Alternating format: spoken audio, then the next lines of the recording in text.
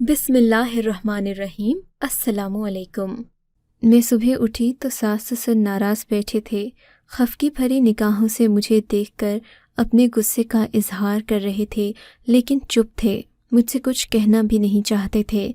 मेरे शौहर भी खामोश बैठे, सर झुकाए हुए थे। ऐसा लग रहा था कि इन्होंने कोई बात कही है जिसके बाद अम्मा अब्बा हमसे नाराज़ हो गए हैं। मैंने इशारे से पूछा क्या हुआ है, तो कोई जवाब नहीं दिया गया। सास ससुर उठकर अंदर कमरे में चले गए, जबकि आदरेश परेशानी में घर से बाहर चले गए। मैं कुछ समझ ना पाई कि आखिर इन तीनों के बीच हुआ क्या है जो इतनी सुबह बदमज़गी पैदा हो गई। मैंने सास ससुर को नाश्ता बना कर दिया, मगर इन्होंने मेरे हाथ का खाना भी ना खाया। इस बात का मुझे बहुत दुख हुआ। दोपहर तक मैं आदरेश का इंतज़ार करती रही, मगर वो भी घर नहीं आए। मेरी नंदें जो घर से काफ़ी दूर रहती थीं, वो शाम को घर आईं और इन्होंने अम्मा अब्बा से न जाने क्या बात कही कि वो उनके साथ चले गए। अब घर में मैं और आदरेश ही रह गए थे। रात के वक्त तकरीबन वो घर आए। अम्मा अब्बा का पूछा तो मैंने कह दिया कि वो यहाँ से चले गए हैं। उनके साथ आसिया बाजी भी थीं जो उन्हें अपने घर ले गई हैं। तब वो खुदा का शुक्र अदा करने लगे कि अम्मा अब्बा चले गए, अब मैं तुमको लेकर दूसरे घर चला जाऊँगा। अपने शौहर की ये बात सुनकर मुझे यकीन न आया।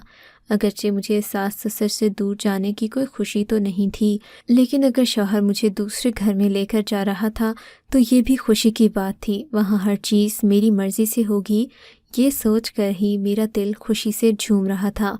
मुझे और कोई फ़िक्र नहीं थी सिवाय अपने शौहर के। शाम के वक्त हम लोगों ने अपना सामान वगैरह बांधा और अपने नए घर में मुंतकिल हो गए। ये घर पुराने घर से तकरीबन 10 किलोमीटर दूर था। हम लोग एक पुराने कस्बे में रहते थे।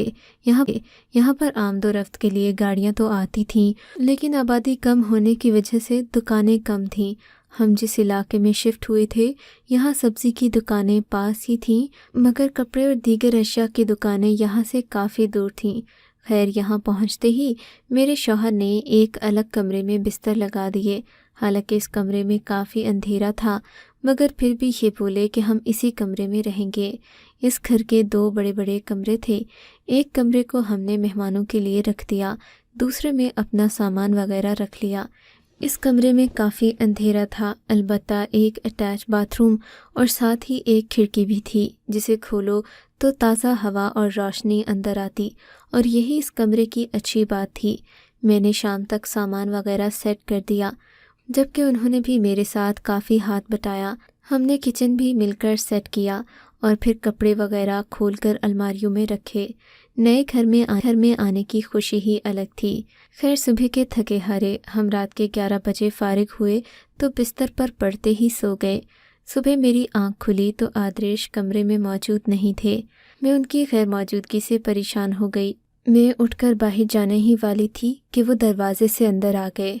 मैं समझी कि वो सब्ज़ी या डबल रोटी लेने गए होंगे, मगर उनके पास मेरे ढेर सारे कपड़े थे जो कल रात ही मैंने तय करके अलमारी में रखे थे। आदर्श, आपने मेरे कपड़े अलमारी से बाहर क्यों निकाले? मैंने पूछा। वैसे ही देख रहा था कि अगर पुराने हो गए हों तो तुम्हें नए कपड़े दिलवा दूँ। इन्होंने बात जैसे टाल दी थी, मगर मुझे उनका ऐसा करना अजीब सा लगा। खैर, मैंने नाश्ता बनाया और खाना खाने के बाद हम बैठे बातें कर रहे थे कि उनको किसी का फ़ोन आ गया। फ़ोन सुनने के लिए वो कमरे में नहीं रुके, बल्कि बाहर चले गए। काफ़ी देर के बाद वापस आए। मुझे अपने शौहर की ऐसी बातें बिल्कुल पसंद न थीं। दोस्तों से मेरे सामने बात ना करते, कहते मर्दों की और तरह की बातें होती हैं। मैं नहीं चाहता तुम्हें दुनिया की हवा भी लगे। वो हमेशा ऐसी बातें करके मुझे खामोश करवा देते, मगर इस घर में आने के बाद उनके रवैये में बहुत तब्दीली आ गई थी। वो सारा दिन मुझसे बात ना करते और कहीं खोए रहते। कभी किसी का फ़ोन आता तो ऊपर छत पर चले जाते। उनकी ये बेहिसी और घर के कामों में उनका हिस्सा न लेना मुझे बहुत बुरा लग रहा था। शाम तक मैंने देखा घर में खाने पीने की कोई चीज़ न थी। मैंने उनसे कहा तो बोले, जाओ बाहर से जाकर कुछ खाने को ले आओ। मैं हैरत से उनका मुंह तकने लगी। आदर्श, आप ही ऐसी बातें कर रहे हैं, जबकि आप तो मुझे सारी दुनिया से छुपा कर रखना चाहते थे। मैंने पूछा, ہاں رکھنا چاہتا تھا، مگر تم خود اس قدر تیز تراز ہو کہ تمہیں دنیا سے چھپانے کا کوئی فائدہ نہیں ہے۔ تم تو بڑی ہی فنکارہ نکلیں۔ شوہر کے منہ سے ایسی باتیں سن کر میری آنکھوں میں آنسو آ گئے۔ کیسی باتیں کرتے ہو؟ ساری زندگی تم سے وفا کی ہے میں نے، کبھی کسی کی طرف نظر اٹھا کر بھی نہیں دیکھا، اور اس وفا کا یہ صلہ دے رہے ہو؟ میں نے کہا تو وہ جذباتی نہ ہوئے، بلکہ ان پر تو میری بات کا اثر ہی نہ ہوا۔ حالانکہ پہلے ایسی باتوں پر وہ تڑپ اٹھتے تھے، مگر آج ان کی بے حسی مجھے ہی رلا رہی تھی۔ پتہ ہے تم میری نظر سے گر گئی ہو، اسی لیے اب مجھے تمہاری کوئی پرواہ نہیں، اور جب مرد کی نظر سے عورت گر جاتی ہے تو وہ اس کی پرواہ نہیں کرتا۔ جاؤ باہر سے جا کر خود ڈبل روٹی لاؤ، میں کیوں تمہاری سیوا کروں؟ نوکر ہوں تمہارا؟ ان کا غصہ دیکھ کر میں سہم گئی۔ بھوکی رہ لوں گی مگر باہر نہیں جاؤں گی، باہر کے کام ہمیشہ آپ نے کیے ہیں، میں نے کہا، اور روتی ہوئی اپنے کمرے میں چلی گئی۔ آخر مجھ سے ایسی کیا غلطی ہو گئی کہ آدرش اس طرح کا رویہ رکھے ہوئے تھے؟ میں رو رو کر ہلکان ہو گئی، مگر وہ منانے بھی نہیں آئے۔ شام کو کمرے سے باہر آئی، دیکھا تو وہ بھی بھوک سے نڈال تھے۔ کیا ہوا، آپ نے بھی کھانا نہیں کھایا؟ اپنا دکھ بھول کر میں ان کا احساس کرنے لگی۔ ہاں، میں بھی تمہاری طرح صبح سے بھوکا ہوں، کچھ نہیں کھایا میں نے، تمہارے بغیر بھلا میں کچھ کھا سکتا ہوں؟ یہ بات سن کر میں طنزیہ ہنسی ہنسنے لگی تو میرے قدموں میں آ کر بیٹھ گئے۔ معاف کر دو مجھے، میں نے غصے میں نہ جانے کیا کیا بول دیا، مگر میرا مطلب وہ نہیں تھا۔ نہیں، جب بات کردار پر آ جائے تو کوئی بات نہیں رہ جاتی، میں نے جواباً کہا۔ اچھا تم بیٹھو، میں تمہیں ساری بات بتاتا ہوں۔ وہ مجھے دوسرے کمرے میں لے گئے جہاں اس دن ہم نے اپنا سامان وغیرہ سیٹ کیا تھا۔ یہ آپ نے کھڑکی کے پاس کیوں بستر لگا دیا؟ میں نے پوچھا۔ بس آئندہ یہ کھڑکی بند رہے گی اور میں یہیں قریب سوؤں گا، تم دوسرے کمرے میں رہو گی۔ آتش نے عجیب شرط میرے سامنے رکھ دی۔ مگر کیوں؟ ہم ایک کمرے میں نہیں رہے؟ میں نے حیرت سے پوچھا۔ نہیں، ہم الگ الگ کمرے میں رہیں گے، میں تمہیں سب سمجھا دوں گا، خدا کے لیے میرا ساتھ دو، ایسی کوئی بات مت کرنا کہ ہم دونوں کے لیے مشکل ہو جائے۔ تو لگتا ہے کہ آپ واقعی مجھے بدکردار اور بری عورت سمجھتے ہیں؟ میں نے روتے ہوئے پوچھا۔ نہیں، ایسی کوئی بات نہیں ہے، کہا نا میں نے غصے میں کہا تھا۔ اب مان جاؤ، مجھ سے زیادہ منتیں مت کرواؤ، انہوں نے شوخ لہجے میں کہا۔ اچھا ٹھیک ہے، مگر آپ مجھے ساری بات بتائیں، آپ گھر سے باہر کیوں نہیں گئے؟ مجھے کیوں بھیجنا چاہتے تھے؟ اور اگر میں چلی جاتی تو جانے دیتا تمہیں، انہوں نے کھوئے لہجے میں کہا۔ اچھا بتائیں کیا بات ہے؟ میں ہمتاً گوش ہو گئی۔ دیکھو نوشین، بات یہ ہے کہ جب میں یہاں سے نوکری کے لیے دوسرے شہر گیا تھا تو میرے ساتھ حالات بہت مختلف قسم کے پیش آئے۔ پہلے دن ہی میں ایک ایسے بنگلے میں گیا جہاں پر ایک سخت گیر خاندان آباد تھا۔ یہ لوگ بالکل بھی ماڈرن نہیں تھے۔ تم یہ سوچ سکتی ہو کہ ان کے مرد ہم سے بھی زیادہ اپنی عورتوں پر سختی کرتے ہیں۔ حویلی میں کسی مرد ملازم کو اجازت نہیں تھی کہ وہ قدم بھی رکھے، مگر میں خان صاحب کا ایک خاص ملازم بن گیا، اور یہ اعتماد میں نے 2 ہفتوں میں ہی حاصل کر لیا۔ اب میری ڈیوٹی کبھی کبھی بنگلے کے اندر بھی لگا دی جاتی۔ خان صاحب مجھ پر حد سے زیادہ بھروسہ کرتے تھے، میں بھی ہر وقت نظریں جھکائے رکھتا۔ کبھی بھی میں نے اس حویلی کی خواتین کو نظر اٹھا کر نہیں دیکھا تھا، مگر کہتے ہیں نا کہ انسان کے مقدر میں جو مصیبت ہوتی ہے وہ آ کر رہتی ہے۔ میرے ساتھ بھی ایسا ہی ہوا۔ مجھے خان صاحب نے ہدایت کی تھی کہ اگر میں کبھی بھی اندر والے کمروں میں کوئی گڑبڑ دیکھوں تو فوراً چوکنا ہو جاؤں۔ مجھے ان سے اجازت لینے کی ضرورت بھی نہیں، میں اندر جا سکتا ہوں۔ ان کی اس بات کا بھی میں مان رکھتا۔ ہر وقت میں حویلی کے ہر دروازے پر نظر رکھتا تو خطرہ لاحق نہ ہو۔ دراصل خان صاحب کے بہت دشمن تھے جو ہر وقت ان کی طاق میں رہتے، اسی لیے میں اس بات کا خیال رکھتا کہ مجھ سے کوئی بھول چوک نہ ہو جائے۔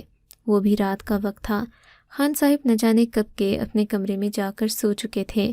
میں باہر بیٹھا تھا کہ مجھے اندر والی راہداری میں کسی کے ہلکے قدموں کی آواز سنائی دی۔ یہ سن کر میرے ذہن میں کھٹکا سا ہوا، کوئی عورت تو اس طرح نہیں چلتی، یہ کسی مرد کے قدموں کی آواز تھی۔ جوتوں کی ٹاپ صاف سنائی دے رہی تھی۔ میں بھی بچتا بچاتا راہداری سے اندر داخل ہوا۔ وہ آواز ایک دروازے کے قریب جا کر ٹھہر چکی تھی۔ میں بھی اس کے ساتھ ہی چل رہا تھا، اچانک مجھے لگا جیسے کوئی دروازہ کھول کر اندر داخل ہوا ہے۔ یہ کسی زنانی کا کمرہ تھا، ظاہر ہے یہاں عورتیں ہی تھیں۔ میں نے فوراً سے پہلے حالات سنبھال لیے، راہداری کے بلب وغیرہ آن کر دیے اور اس کمرے تک جا پہنچا۔ وہاں پر ایک آدمی موجود تھا جو دوسری کھڑکی سے کود گیا۔ اتنے میں وہ لڑکی شور مچانے لگی اور خان صاحب بھی کمرے میں پہنچ گئے۔ خان صاحب نے مجھے لڑکی کے کمرے میں دیکھا۔ دوسرا آدمی تو کھڑکی سے کود کر کہیں جا چکا تھا۔ وہ لڑکی نہ جانے کون تھی۔ وہ روتی ہوئی خان صاحب کے پاس گئی اور میری طرف اشارہ کر کے بولی، بابا جان مجھے بچا لیں، یہ شخص بندوق کی نوک پر میرے کمرے میں گھس آیا۔ کہنے لگا اگر تم نے میری بات نہ مانی تو تمہیں جان سے مار دوں گا، مگر مجھے اپنی عزت عزیز تھی اس لیے میں نے شور مچا دیا۔ لڑکی کے منہ سے یہ بات سن کر میں تو حیران رہ گیا، ایسا سوچ بھی نہیں سکتا تھا میں۔ خان صاحب یہ جھوٹ بول رہی ہے، میں نے کہا۔ وہ لڑکی کی حالت دیکھ کر سمجھ گئے کہ واقعی کوئی ایسی ویسی ہی بات تھی، حالانکہ میں تو یہاں آنے کا سوچ بھی نہیں سکتا تھا۔ صرف اس لڑکی کی حفاظت کی غرض سے میں اندر آیا تھا کہ کہیں کوئی چوری نہ کر اس لڑکی نے میری نیکی کا الٹا سلا دیا۔ خان صاحب اس بات پر بہت غصہ ہوئے اور اسی وقت مجھے حویلی سے نکلنے کا حکم دیا۔ بھاری دل کے ساتھ میں اپنے کمرے میں آ گیا۔ یہاں آ کر سوچنے لگا کہ آخر ایسا کیا جائے کہ خان صاحب کو میری بے گناہی کا یقین ہو جائے۔ مگر اسی وقت کمرے کا دروازہ کھلا۔ خان صاحب اس لڑکی کے ساتھ میرے سامنے کھڑے تھے۔ خان صاحب مجھے معاف کر دیں مگر آپ کو غلط فہمی ہوئی ہے۔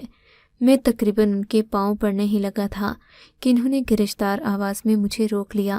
بس اگر تیری جگہ کوئی اور ہوتا تو میں اس کے جسم کی ایک ایک بوٹی بھون کر رکھ دیتا، مگر تو نے میری جان بچائی تھی اس لیے بخش رہا ہوں، اور ساتھ اس حرافہ کو بھی لے جا جو رات کے اندھیرے میں تجھ سے مل رہی تھی۔ عورت اتنی نادان نہیں ہوتی کہ اسے مرد کے ارادوں کی خبر نہ ہو۔ خان صاحب نے غصے سے کہا اور اس لڑکی کو دھکیل کر میرے کمرے میں پھینک دیا۔ لڑکی رونے لگی۔ خان دیتی نہیں، یہ خود میرے کمرے میں آیا تھا۔ تو اندھی تھی جو تو نے دروازہ کھولا؟ خان صاحب نے گرجدار آواز میں کہا، میں تم دونوں کا نکاح کر کے تمہیں یہاں سے آج ہی رخصت کر دوں گا۔ خان صاحب کی اس بات پر ہم دونوں ہی ایک دوسرے کو حیرت سے دیکھنے لگے، نہ وہ مجھے جانتی تھی اور نہ میں اسے۔ صبح ہونے سے پہلے ہم دونوں کا نکاح کر کے ہمیں حویلی سے رخصت کر دیا گیا۔ میں نہیں جانتا تھا کہ میں اسے لے کر کہاں جاؤں۔ لڑکی نے خود ہی مجھے ایک جگہ کا پتہ بتایا، بولی کہ تم وہاں چلو، وہاں جا کر ہمارے سبھی مسئلے حل ہو جائیں گے۔ میں نے اس کی بات مان لی کیونکہ میں اس علاقے میں اجنبی تھا، میں اور کوئی حل نہیں جانتا تھا، پر اس لڑکی پر مجھے بہت غصہ آ رہا تھا جس نے مجھے اس مصیبت میں پھنسایا، کیونکہ اس کی وجہ سے میں اپنی نوکری سے ہاتھ دھو بیٹھا تھا۔ بہرحال وہ مجھے ایک پرانے سے ہوٹل میں لے کر گئی۔ یہاں پر پہلے سے ہمارے لیے ایک کمرہ بک تھا۔ ہم کمرے میں آئے تو ساتھ ہی کسی نے دروازے پر دستک دی۔ میں نے دروازہ کھولا تو سامنے ایک نوجوان خونخوار آنکھوں کے ساتھ کھڑا مجھے دیکھ رہا تھا۔ کیا ہوا بھائی، کون ہو تم؟ میں نے پوچھا۔ یہ جسے تم لائے ہو اس سے محبت کرتا ہوں میں، عاشق ہوں اس کا۔ نوجوان نے بڑے سپاٹ لہجے میں کہا، اگر اتنے ہی غیرت مند عاشق تھے تو اس وقت کہاں تھے جب میں اسے بیاہ کر لایا تھا؟ میں نے بھی غصے سے کہا، اس کا کوئی قصور نہیں، یہ ایک مجبور کام والی کی بیٹی ہے، تبھی تو خان صاحب نے اسے تمہارے ساتھ بھیج دیا۔ اگر اپنی بیٹی ہوتی تو کبھی بھی اس کے ساتھ ایسا سلوک نہیں کرتے، مگر چونکہ ایک معمولی کام والی کی بیٹی ہے اسی لیے خان صاحب نے اس بات کی پرواہ نہیں کی اور اسے تمہارے ساتھ بھیج دیا۔ ممکن تھا کہ اسے مار دیتے، مگر پھر سوچا ہوگا کہ خواہ ہی ان پر الزام آئے گا۔ آج کل کی پولیس بھی کافی سخت ہو گئی ہے، وہ ہماری بات نہیں مانتی۔ تم کون ہو؟ میں نے اس کی تمہید سن کر پوچھا۔ میں خان صاحب کا بڑا بیٹا ہوں، اس لڑکی سے محبت کرتا ہوں۔ اس کی معصومیت نے مجھے پگھلا دیا، مگر خان صاحب کو کبھی بھی یہ بات قبول نہ ہوتی کہ میں اس معمولی لڑکی سے نکاح کر لوں، اسی لیے اس رات میں کمرے سے بھاگ گیا، ورنہ میں کسی سے نہیں ڈرتا۔ اگر بابا کو اندازہ ہو جاتا کہ ہم دونوں ایک دوسرے سے محبت کرتے ہیں تو وہ یقیناً اسی کی جان لے لیتے۔ لڑکے نے کہا، اب تم مجھ سے کیا چاہتے ہو؟ میں نے الجھے لہجے میں پوچھا۔ یہی کہ تم اسے ابھی اور اسی وقت طلاق دے دو، ورنہ میں تمہاری جان لے لوں گا۔ وہ تو الٹا مجھے ہی ڈرانے دھمکانے لگا کیوں طلاق دے دوں اسے؟ بیوی ہے یہ میری، سب کے سامنے نکاح کر کے لایا ہوں۔ میں نے غصے سے جواب دیا۔ تب وہ میرے قدموں میں بیٹھ گیا۔ محبت بڑے بڑوں کا سر جھکا دیتی ہے۔ اس نے اپنی محبت کی بھیک مانگی تو میں نے اس لڑکی کو طلاق دینے کی حامی بھر لی۔ ویسے بھی رفاقت پا کر کیا کرتا، اسے میں نے طلاق دے دی۔